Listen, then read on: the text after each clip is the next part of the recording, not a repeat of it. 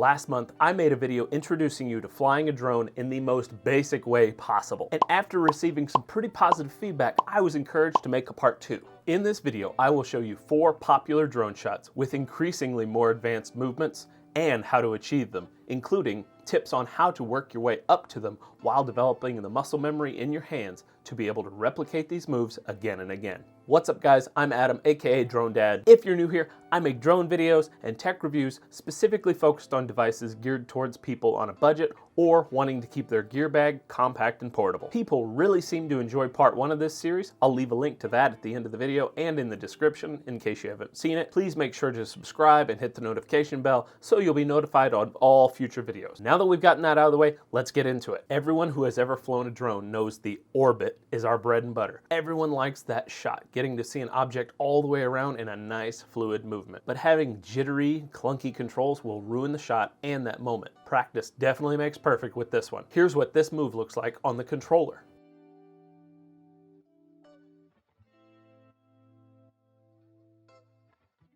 Big tip, open the map view rather than camera view. Since you aren't using the gimbal to move the camera up and down to keep an object in frame, you can use map view to draw a circle from your flight path. I find this an easier way to achieve a smooth orbit as you can literally draw a circle on the map. And once you've drawn that circle to your liking, you can trace it to practice the move to make it more second nature. A lot of times with new drone pilots, they get so caught up in how fast or how high they can go.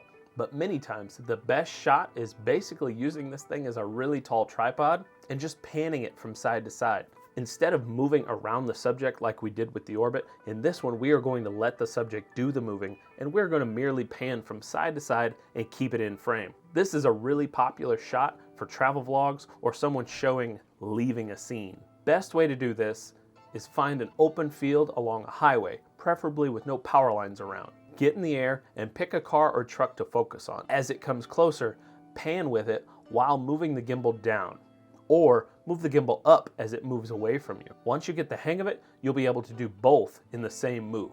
Here's what it'll look like on the controller.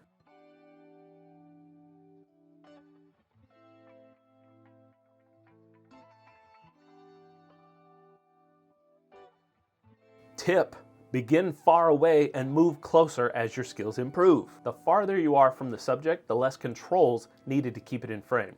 So if you need, move back away from the road until you get a feel for moving the stick and the gimbal wheel at the same time.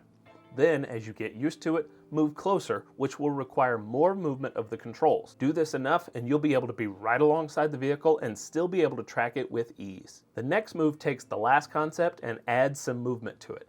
Now the drone is going to be moving either forward or backward and tilting the gimbal up or down, usually to reveal something or to quickly pass the subject. Imagine a lighthouse with the ocean behind it, or passing a vehicle to show the beginning of a journey with only the horizon ahead of you. You focus on the object as you approach and just let it leave frame as you pass over it and leave it in the background as you fly away from it. Here's what this is going to look like on the controller.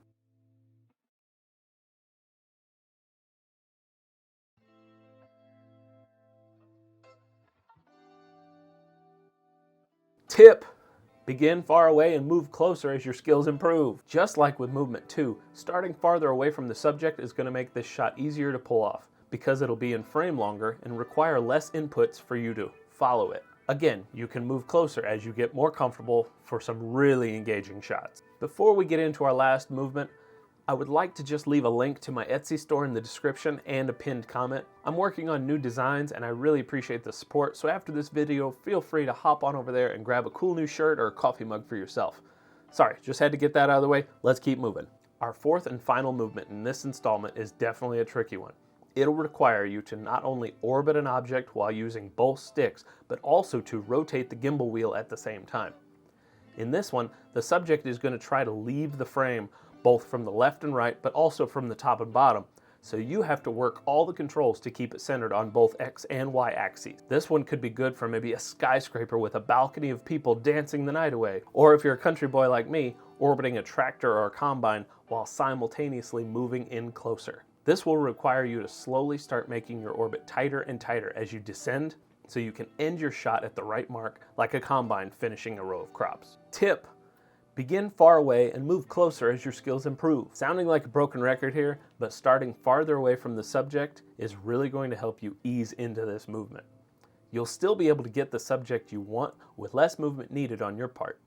Once you've gotten the hang of it from there, move in closer, bit by bit, until you get to the distance you're really looking for. One good thing about the tractors and combines I mentioned a minute ago is that while they are moving targets, they're often pretty slow, so it gives you lots of time to track them and usually makes a lot of passes, so you get several chances to practice the movement. Before my biggest piece of advice, I want to take a chance to encourage you that if you've liked the video and you liked part 1, please leave a comment below of what you might want to see in a part 3 if a part 3 happens. I love making these videos, but I want to make sure that I'm on topic and I'm giving you exactly what you're needing. So please comment, share, like, and of course subscribe to the channel. It really does make a world of difference. So now to the biggest piece of advice that I could give anyone learning to fly a drone: practice, practice, practice.